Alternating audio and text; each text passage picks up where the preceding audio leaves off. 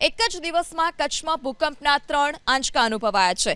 રાપર નજીક વહેલી સવારે 4:30 વાગે 4.6ની તીવ્રતાનો ભૂકંપનો આંચકો અનુભવાયો।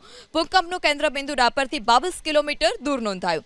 તો બીજો આંચકો અનુભવાયો સવારે 11 વાગ્યાને 19 મિનિટે, જેની તીવ્રતા રિક્ટર સ્કેલ પર 3ની આંકવામાં આવી। ભૂકંપનું કેન્દ્રબિંદુ રાપરથી 18 કિલોમીટર દૂર નોંધાયું છે। એક જ દિવસમાં ભૂકંપના 2 આંચકા અનુભવાતા સ્થાનિકોમાં પણ ડરનો માહોલ છે। એક દુકાનની અંદર લગાવવામાં આવેલા સીસીટીવી કેમેરામાં પણ ભૂકંપના આંચકાના દ્રશ્યો કેદ થયા। રાપર નજીક વહેલી સવારે 4:30 વાગે 4.6ની તીવ્રતાનો ભૂકંપનો આંચકો અનુભવાયો। ભૂકંપનું કેન્દ્રબિંદુ રાપરથી 22 કિલોમીટર દૂર નોંધાયું। તો બીજો આંચકો અનુભવાયો સવારે 11 વાગ્યાને 19 મિનિટે, જેની તીવ્રતા રિક્ટર સ્કેલ પર 3ની આંકવામાં આવી। ભૂકંપનું કેન્દ્રબિંદુ રાપરથી 18 કિલોમીટર દૂર નોંધાયું છે। એક જ દિવસમાં ભૂકંપના 2 આંચકા અનુભવાતા સ્થાનિકોમાં પણ ડરનો માહોલ છે।